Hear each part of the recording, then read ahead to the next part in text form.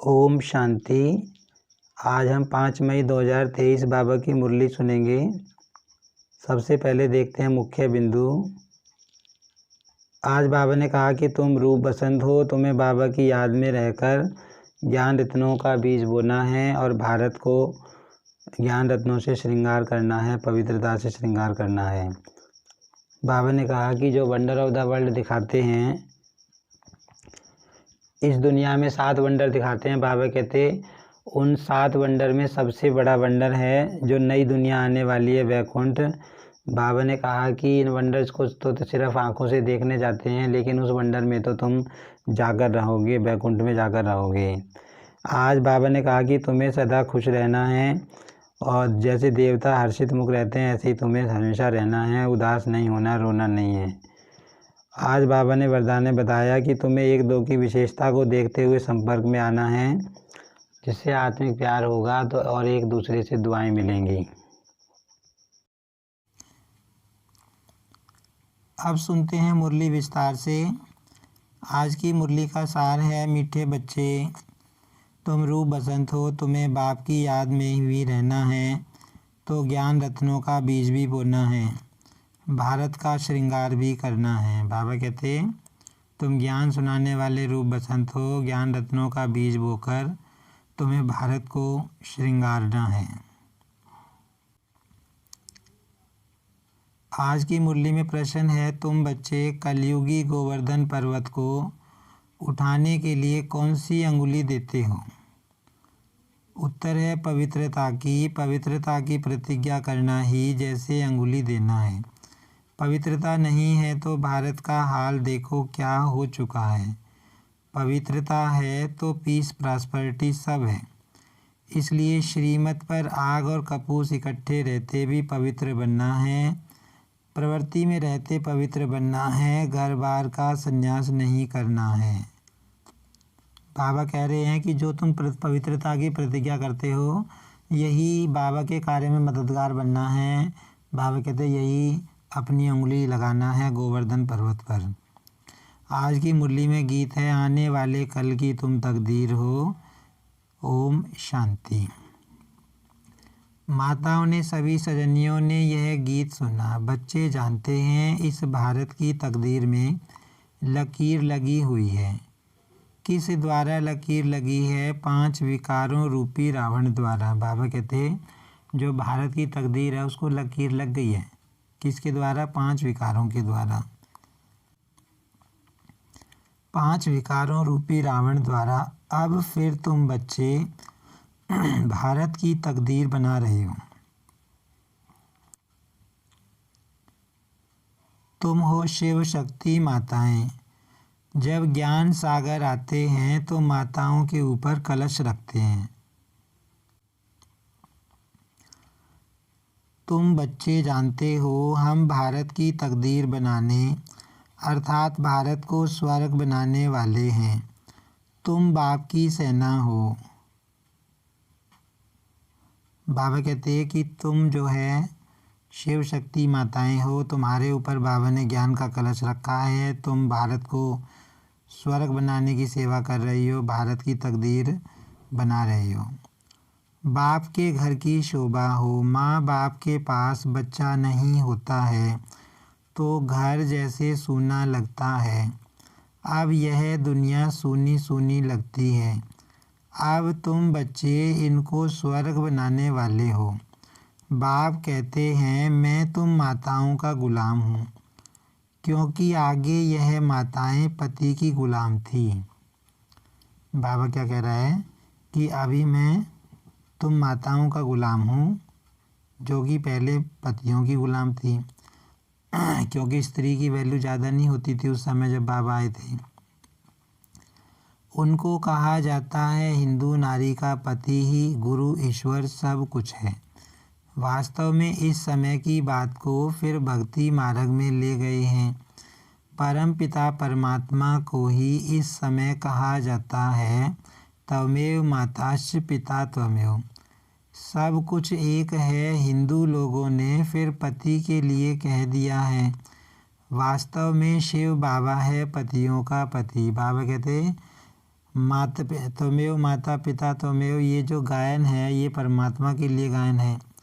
तो बाबा कहते हैं इसको भक्ति मार्ग में उन्होंने क्या कह दिया है कि पति को ईश्वर का नाम दे दिया है, पति को ईश्वर के रूप में मानने लग गई। बाबा कहते हैं लेकिन बात यहाँ की है, असलियत में सब पतियों का पति शिव बाबा है। तुम तो सदा सौभाग्यशाली बनती हो और यह पति भी अमर है, अमरनाथ है ना। बाबा कहते ये जो पतियों का पति है इसको तो कभी काल भी नहीं खाता, बाबा को तो काल भी नहीं खाता। तो बाबा कहते हैं तुम्हारा पति अमर है, तुम सदा सौभाग्यशाली हो। जिसका पति अमर रहता है, बहुत समय तक जीता है, उसी को तो वरदान दिया जाता है आशीर्वाद सौभाग्यशाली। तो बाबा कहते हैं इस समय तुम सौभाग्यशाली बन रहे हो क्योंकि तुम्हारा पति अमरनाथ है। तुमको भी अमरनाथ अमरपुरी का मालिक बनाते हैं। ऐसे पति को बहुत याद करना है जो तुमको पढ़ाकर स्वर्ग का मालिक बनाते हैं। बाबा कहते ऐसा पति तो बहुत याद आना चाहिए, बाबा कहते जो इतनी प्राप्ति कराए। ऐसे पति को भूलने से रोना आ जाता है। बाप कहते हैं क्या तुम्हारा साजन मर गया है जो तुम रोती हो? तुमको तो अभी सदैव हर्षित मुख रहना है। देवताओं का मुखड़ा सदैव हर्षित रहता है, मनुष्य देखने से ही खुश होते हैं। बाबा कहते कि अब तुमको उदास नहीं होना, तुमको तो सदा हर्षित रहना है, खुश रहना है। बाबा कहते क्योंकि जो देवी देवता होते हैं उनका मुखड़ा कितना हर्षित मुख होता है, कोई भी देखेगा तो उनको देख के खुश हो जाता है। देवताओं ने वह खुशी कहाँ से लाई? संगम पर बाप ने ऐसा हर्षित मुख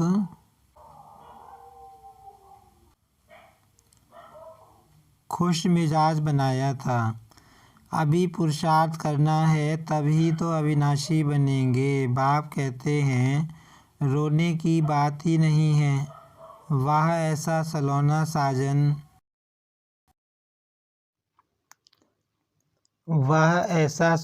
साजन मिला है जिससे स्वर्ग के महाराजा महारानी बनते हो। तुम श्रीमत पर कदम कदम चलते रहो। तुम जो वर्षन सुनते हो वह एक एक वर्षन लाख रुपए का है। बाबा कहते हैं जो तुम ये ज्ञान की बातें सुन रहे हो, एक एक ज्ञान की बात लाख रुपए की है, लाखों रुपए की है। बाबा वह विद्वान लोग गीता वेदांत आदि सुनाते हैं तो कहते हैं यह एक एक वर्षन लाख रुपए का है, परंतु ऐसा तो है नहीं। तुम हरेक रूप बसंत हो, आत्मा रूप है ना, बाप भी है रूप, फिर उनको ज्ञान सागर कहा जाता है। ज्ञान की वर्षा कराने वाला है, स्थूल पानी की बात नहीं, इसको तो ज्ञान रतन कहा जाता है। अब बाबा कहते हैं यहाँ पर बाबा के साथ जो है उनके ऊपर बरसात हो रही है, तो किसकी बरसात हो रही है?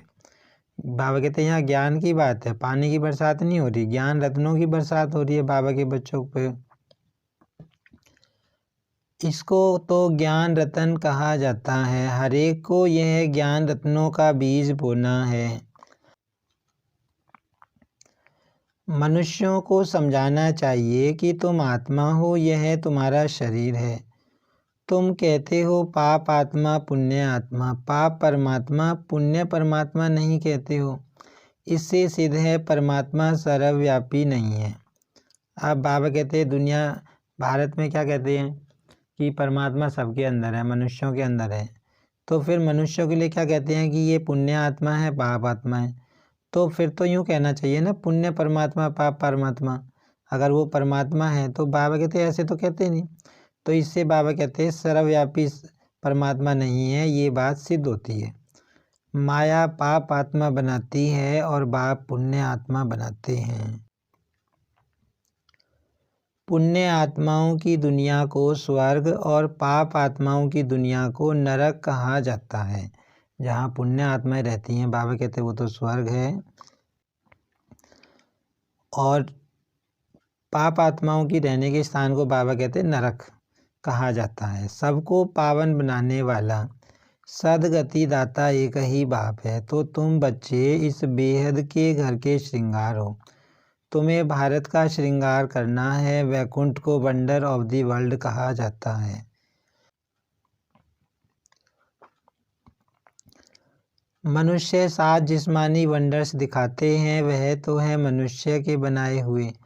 वास्तव में वंडर ऑफ द वर्ल्ड है वैकुंठ, जहाँ सब आत्माएं सदा सुखी रहती हैं। गाते भी हैं फलाना स्वर्गवासी हुआ। अब बाबा कहते हैं दुनिया में 7 वंडर दिखाते हैं, जैसे ताजमहल है और रोम में इजिप्ट है। तो बाबा कहते हैं वंडर ऑफ द वर्ल्ड वास्तव में कौन है? वैकुंठ है, जो नई दुनिया आएगी, स्वर्ग। बाबा कहते हैं वो वंडर ऑफ द वर्ल्ड है, वंडर ऑफ द वंडर है। बाबा कहते हैं जहाँ पर सब आत्माएं सुखी रहती हैं, परंतु जब तक बाप न आए तब तक वहाँ कोई जा नहीं सकता। अब तुम बच्चे जानते हो हम वैकुंठ में जाते हैं। वह जिस्मानी वंडर्स आँखों से देखने के हैं। तुमको तो वैकुंठ में जाकर अथाह सुख भोगना है, वहाँ रोने की बात नहीं। बाबा कहते हैं यहाँ के वंडर तो आँखों से देख के आते हैं, और वहाँ के वंडर जो असली वंडर है उसमें तो तुम जाकर रहोगे, सुख भोगोगे। वहाँ रोने की बात ही नहीं होती, वहाँ कोई दुख ही नहीं होता। बाप कहते हैं तुम परम पिता परमात्मा की सजनी क्यों रोती हो? शायद साजन को भूल जाती हो। साजन को भूल जाना माना उनसे विदाई लेना। बाबा कहते तुम बाबा को भूल जाते हो, इसलिए तुम रोना आता है, बाबा से विदाई ले लेते हो। सदैव उनको याद करते रहो तो रोने की बात नहीं। बाकी किसका संबंधी आदि मरता है तो रोते हैं। अब तुम जीते जी छुट्टी लेते हो, सबसे छुट्टी ले रो रो कर फिर सदा के लिए हंस पड़ते हो, क्योंकि वैकुंठ में जाते हो। बाबा कहते अब तो तुम वैकुंठ में जाने वाले हो, तो सदा के लिए हंसने वाली दुनिया में जा रहे हो। बाबा कहते रोना बंद हो जाएगा। यहाँ तो रोने की दरकार नहीं। बाबा ने कहा है अम्मा मरे तो भी हलवा खाना। कौन सा हलवा? यह है ज्ञान का। अब तो सब मरे पड़े हैं, किसका चिंतन करें किसका न करें। इतने सब मरेंगे, कोई क्रियाकर्म करने वाला भी नहीं रहेगा। बाबा कहते इतनी आत्माएं शरीर छोड़ेंगी, क्रियाकर्म करने वाला भी नहीं रहेगा। बाबा कहते तो कौन किसके लिए रोएगा? रोने वाला बचेगा। जापान में बम से इतने मरे, फिर किसने क्रियाकर्म किया? क्रियाकर्म करने वाले भी मर जाएंगे। अब जापान में नागासाकी और हिरोशिमा पे बम गिरे थे, परमाणु बम 1942 विश्व युद्ध के दौरान। तो कितने लोग मरे थे? तो वहाँ पे असंख्य लोगों की जान गई थी। तो बाबा कहते कौन बचा था वहाँ क्रियाकर्म करने वाला? यह तो भक्ति मार्ग की रस्म रिवाज है, सतयुग में ऐसी बातें होती नहीं। वहाँ तो अथाह सुख है। मोहजीत राजा की कहानी भी वहाँ की है। तुमने जन्म जन्मांतर यह कथा सुनी है। अब बाप कहते हैं जो कुछ सुना है वह भूल जाओ। बाबा कहते शास्त्रों में जो तुमने ज्ञान सुना है, कथाएं सुनी है, सब भूल जाओ।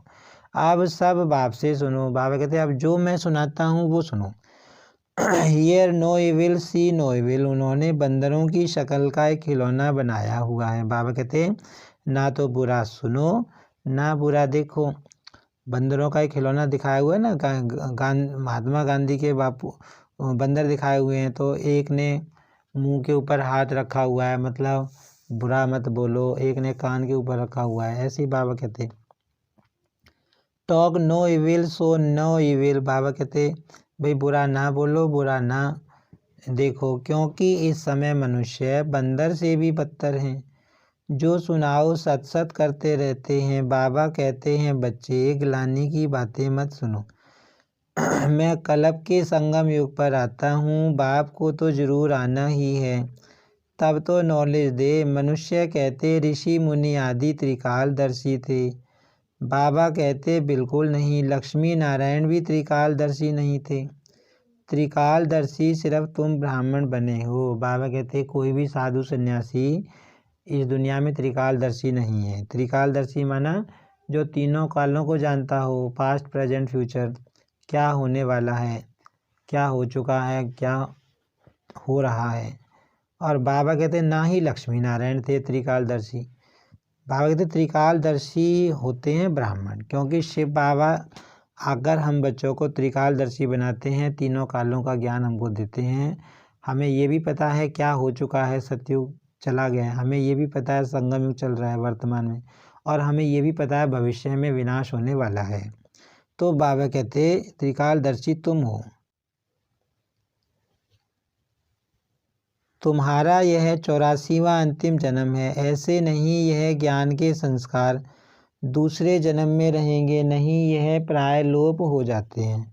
वहाँ तो राजाई स्थापन हो जाती है, तो राजयोग की दरकार नहीं। बाबा कहते सतयुग में ये ज्ञान नहीं रहेगा, क्योंकि आत्मा की सदगति हो जाती है। और वहाँ तो आत्मा सदगति में होती है, और ज्ञान दिया जाता है जब आत्मा दुर्गति में होती है उसको सदगति में ले जाने के लिए। तो वहाँ ज्ञान की दरकार नहीं रहती, और ज्ञान वहाँ याद भी नहीं रहेगा। बाबा कहते हैं बाबा कहते हैं कि सतयुग में देवी देवताओं को ये याद थोड़ा ना रहेगा कि संगम युग पर ऐसे ऐसे बाबा आए थे और हमको ज्ञान सुनाया था, कुछ भी याद नहीं रहेगा। तो देखो बाबा क्या क्या क्या कहते हैं, मनुष्य क्या कहते हैं। रात और दिन का अंतर है। मनुष्य कहते परमात्मा सर्वव्यापी है, बाप कहते हैं नहीं। मनुष्य कहते हैं कलयुग की आयु अभी 40,000 वर्ष पड़ी है, बाप कहते हैं नहीं, कितने कपोड़े सुनाए, घोर अंधियारा कर दिया है। बाबा कहते हैं कि दुनिया वाले कहते हैं अभी तो कलयुग को 40,000 साल पड़े हैं, और बाबा कहते हैं कलयुग तो बूढ़ा हो चुका है, बिल्कुल जाने वाला है, अंतिम श्वासों पर सृष्टि चल रही है। वो बाबा का एक फ़ोटो है जिसमें मनुष्य सृष्टि को ऑक्सीजन लगी हुई है। तो बाबा कहते कपोड़े सुना सुना के अंधियारे में ला दिया है आत्माओं को। अब मीठा बाप कहते हैं बहुत मीठा बनो, तुम ईश्वरीय दरबार में ईश्वर के बच्चे हो, तुम्हारा फर्ज है योग लगाना। गोवर्धन पर्वत पर जाएंगे तो वहाँ उंगली दिखाई है, पर्वत की कितनी पूजा होती है। भारत जब गोल्डन एज बन जाता है तो उनकी पूजा नहीं होती। तो यह अंगुली है तुम्हारी निशानी, पवित्रता की प्रतिज्ञा करना, जैसे अंगुली देना है भारत को सेल्वेट करने के लिए। बागरे भारत का उद्धार करने के लिए, भारत को स्वर्ग बनाने के लिए जो बाप काम करते हैं उस काम में तुम अपनी उंगली देते हो। और कौन सी उंगली देते हो? पवित्रता की प्रतिज्ञा जो करते हो। बाबा कहते जो तुम प्रतिज्ञा करते हो कि हम पवित्र रहेंगे, वो तुम जो है मतलब बाबा के काम में मददगार के रूप में एक उंगली लगाते हो। इसका मतलब ये है बाबा कहते हैं पवित्रता है तो पीस प्रॉस्पेरिटी भी है, पवित्रता नहीं है तो भारत का हाल देखो क्या है। अब जितना भी दुख है इस दुनिया में सारा अपवित्रता के कारण है। अगर पवित्रता है, बाबा कहते पवित्रता जहाँ होती है वहाँ सुख भी होता है, शांति, समृद्धि सब चीज़ होती है। लेकिन अपवित्रता के कारण बाबा देखो भारत का हाल क्या हो गया, सब दुखी हो पड़े हैं मैं क्या है, मेहनत है ना। सन्यासी कहते आए आग और कपूस इकट्ठे रह नहीं सकते, शास्त्रों में ऐसा है।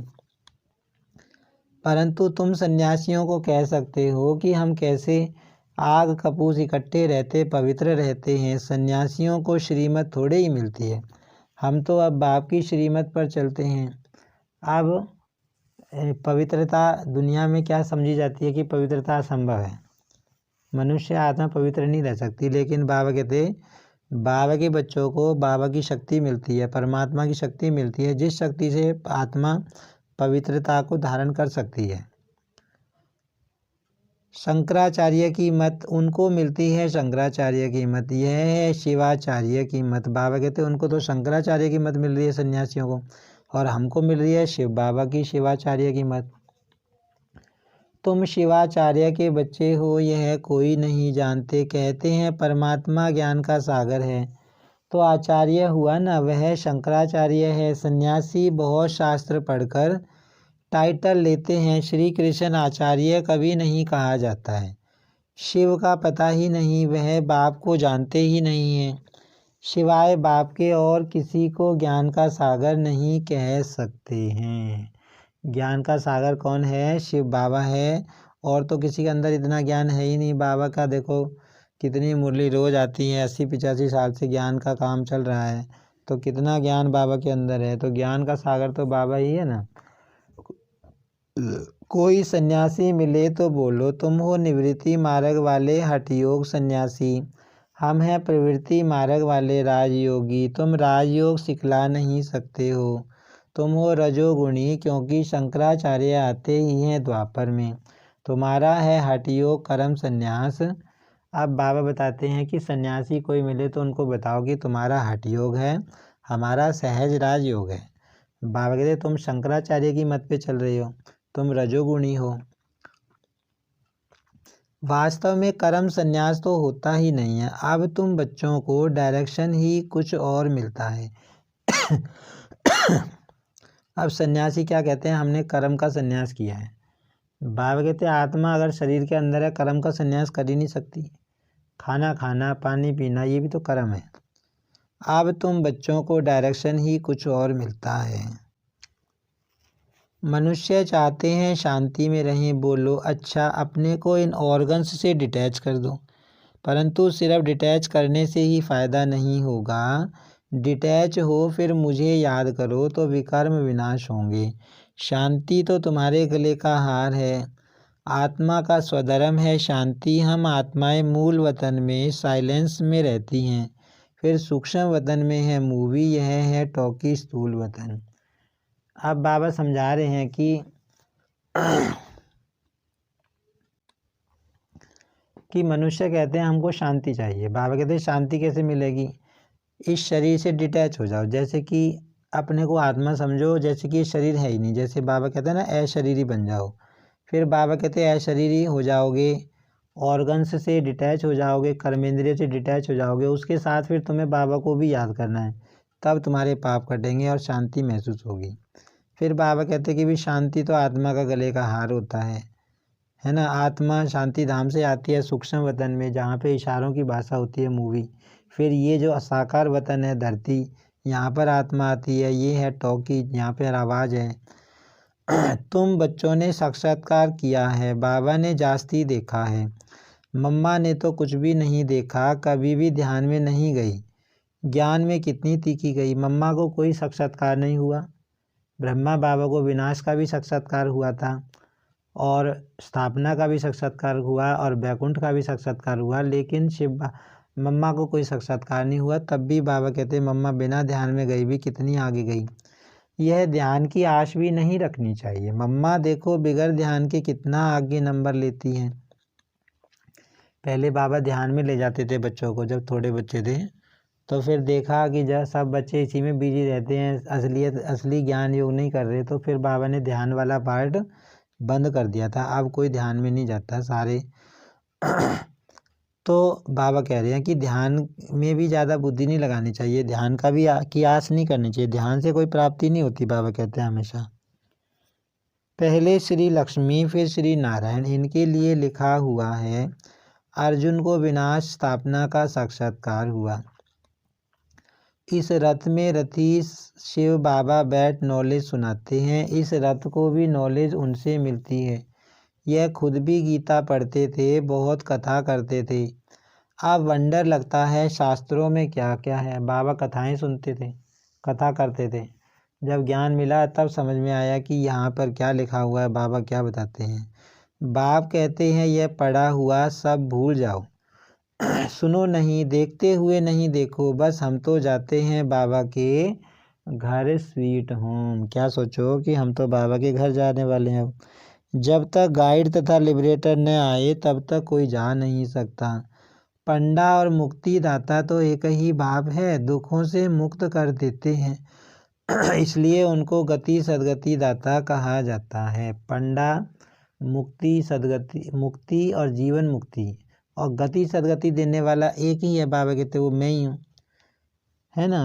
बाबा ही पंडा अपने को कहलाते हैं। पंडा माने रास्ता दिखाने वाला। बाबा हमको रास्ता दिखाते हैं शांति धाम का। वह है मनुष्य सृष्टि का बीज रूप सुप्रीम सोल, निराकार दुनिया है आत्माओं के रहने का धाम। ऐसे नहीं कि ब्रह्म परमात्मा है, उसमें आत्माएं लीन हो जाएंगी। कितनी वंडरफुल बातें हैं। तुम्हारा 84 जन्म का पाठ अविनाशी है, यह कभी मिट नहीं सकता। सृष्टि अनादि रची हुई है। बाबा कहते सृष्टि जो है ये अनादि रची हुई है। इस बाबा कहते इसका ना तो कोई आदि है ना कोई इसका अंत है। और आत्मा के अंदर हमारे अंदर जो पाठ भरा हुआ है 84 का, वो भी अविनाशी पाठ भरा हुआ है। जैसे जैसे ड्रामा आगे चलता है हमारा पाठ चलता जाता है। सतयुग को नई सृष्टि कहा जाता है। अब है पुरानी सृष्टि, बाकी सृष्टि कोई विनाश नहीं होती। बाप आते ही हैं पतित सृष्टि को पावन बनाने। सृष्टि तो है ही है।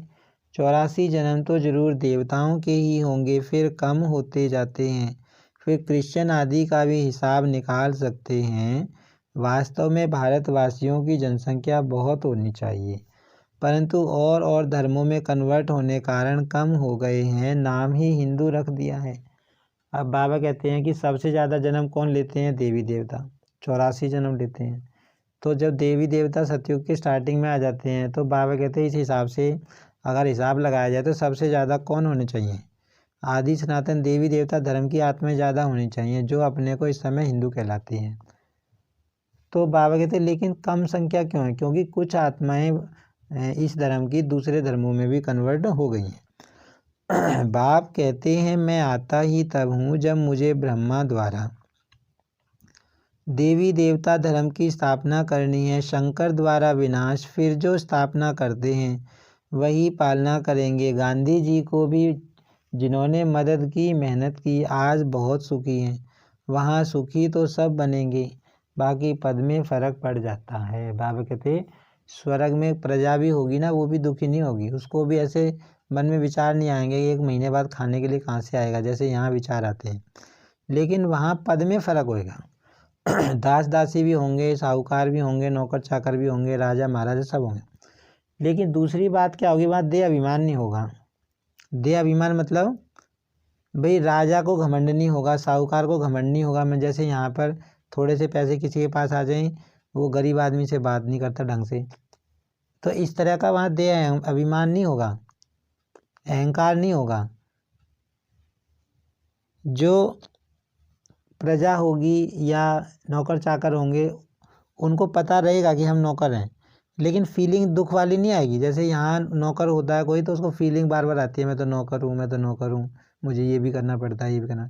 ऐसी वहाँ दुख की फीलिंग नहीं आएगी, मतलब पद जरूर होंगे। बाबा कहते हैं जो बाप की याद में रहते हैं और वर्षे को याद करते हैं वह सूर्यवंशी बनेंगे। कम याद करेंगे तो चंद्रवंशी, नहीं तो फिर प्रजा दास दासियाँ आदि तो बहुत चाहिए ना। बाप ने समझाया है योग बल से ही कोई भी विश्व का मालिक बन सकता है। तुम हो योग बल की अहिंसक सेना। क्रिश्चियन को भी इतना बल मिल जाए तो विश्व के मालिक बन सकते हैं, परंतु ला नहीं कहता है। बाबा कहते योग बल, जो बाबा योग सिखा रहे हैं उसका बल, उसके आधार पर बाबा कहते कोई भी विश्व का मालिक बन सकता है, जैसे कि हम बन रहे हैं। फिर बाबा कहते हैं अगर क्रिश्चियन को ये बल मिल जाए तो वो भी बन सकते हैं, लेकिन ये ला तो नहीं है ना। ला तो बाबा कहते हैं बाबा के बच्चे ही बनेंगे विश्व के मालिक। वह बंदर की कहानी है ना, कृष्ण के मुख में माखन आ जाता है। विश्व की राजाई का तो विश्व का राज्य योग बल से ही मिल सकता है। बाप कहते हैं मैं स्वर्ग रचता हूँ, तुम बच्चों का भी यही धंधा है। बच्चे फिर बाप के वन स्थापना में मदद करते हैं। बाबा कहते जो काम मेरा है उसमें तुम मददगार बनते हो, वही काम तुम्हारा है। अच्छा मीठे मीठे सिक्की लदे बच्चों प्रति माता पिता बाप दादा का याद प्यार और गुड मॉर्निंग। रूहानी बाप की रूहानी बच्चों को नमस्ते। हम रूहानी बच्चों की रूहानी बाप दादा को याद प्यार और नमस्ते। धारणा के लिए मुख्य सार है सदा हर्षित खुश मिजाज रहना है, कभी भी रोना नहीं है। जीते जी सबसे छुट्टी ले लेनी है, किसी का भी चिंतन नहीं करना है। क्या कह रहा है बाबा? चिंतन किसी का नहीं करना, दुखी नहीं होना, रोना नहीं है। बाबा कहते सदा खुश रहना, हर्षित मुख रहना, देवताओं जैसे। अपने शांति धर्म में स्थित रहना है, ज्ञान और योग से तीखा जाना है, ध्यान की आश नहीं रखनी है। बाबा कहते ध्यान दीदार में कुछ नहीं रखा। वरदान है यथार्थ श्रेष्ठ हैंडलिंग द्वारा सर्व की दुआएं प्राप्त करने वाले सर्व के स्नेही भव। यथार्थ हैंडलिंग का मतलब किसी आत्मा को हैंडल करना, किसी आत्मा के साथ व्यवहार में आना। जैसे बाप ने किसी भी बच्चे की कमजोरी को नहीं देखा, हिम्मत बढ़ाई कि आप ही मेरे थे और सदा बनेंगे, ऐसे फॉलो फादर करो। बाबा क्या कह रहा है? बाबा ने कभी किसी बच्चे की कमजोरी नहीं देखी, कमी नहीं देखी, हमेशा हर बच्चे की हिम्मत बढ़ाई कि तुम ही हो मेरे, जैसे भी हो तुम ही हो मेरे। तो बाबा कहते तुम्हें भी ऐसे ही फॉलो फादर करना है, हर एक की विशेषता को देखते संबंध संपर्क में आओ। बाबा कहते जब भी किसी के साथ व्यवहार में आते हो, संबंध संपर्क में आते हो, तो क्या देखना है? विशेषता देखनी है उसके अंदर।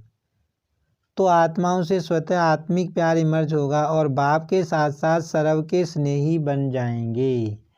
विशेषता को देखकर अगर किसी के साथ व्यवहार करोगे तो बाबा कहते सब तुम्हें प्यार करेंगे, तुम सबके स्नेही बन जाओगे। बाबा के तो बनोगे, बाबा के प्यारे सबके प्यारे बन जाओगे। जहाँ आत्मिक स्नेह है वहाँ सदा सभी द्वारा सद्भावना सहयोग की भावना स्वतः ही दुआओं के रूप में प्राप्त होती है। बाबा कहते हैं जहाँ आत्मिक प्यार होता है, शरीर के आधार पे प्यार नहीं,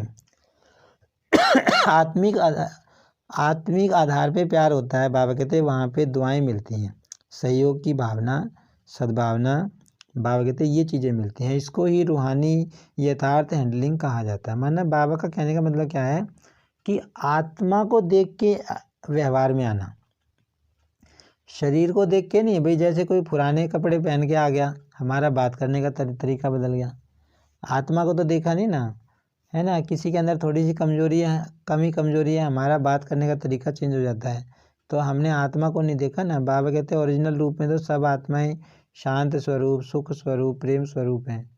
तो बाबा कहते हैं आत्मा के आधार पर तुम उनके साथ रिएक्ट करो, व्यवहार में आओ, वो बाबा बात बता रहे हैं। स्लोगन है अपने श्रेष्ठ संकल्पों की एकाग्रता द्वारा अन्य आत्माओं की भटकती हुई बुद्धि को एकाग्र कर देना ही सच्ची सेवा है। ये मनसा सेवा वाली बाबा पॉइंट बताता कि अगर हमारी एकाग्रता है, एकाग्रता क्या होती है कि आपको कहा जाए इसी एक पॉइंट के ऊपर ही 10 मिनट सोचना है, तो आपका मन एक उसी पॉइंट के ऊपर 10 मिनट सोचता रहे, है ना, तो वो उसको बोला जाता है एकाग्रता। तो बाबा कहते हैं जो आत्मा एकाग्रचित होती है, जिसकी कंट्रोलिंग पावर मन की ज़्यादा होती है ना, वो दूसरी भटकती हुई आत्मा, मान लो कोई अशांत आत्मा है, उसके भी मन के संकल्पों को एकाग्र कर सकती है। ये बाबा ने बताया हुआ है, ये मनसा सेवा है। जिस आत्मा की एकाग्रता की शक्ति होती है वो दूसरी आत्माओं को भी शांति की किरणें, सुख की किरणें भेज सकती है, मनसा सेवा कर सकती है। अच्छा, ओम शांति।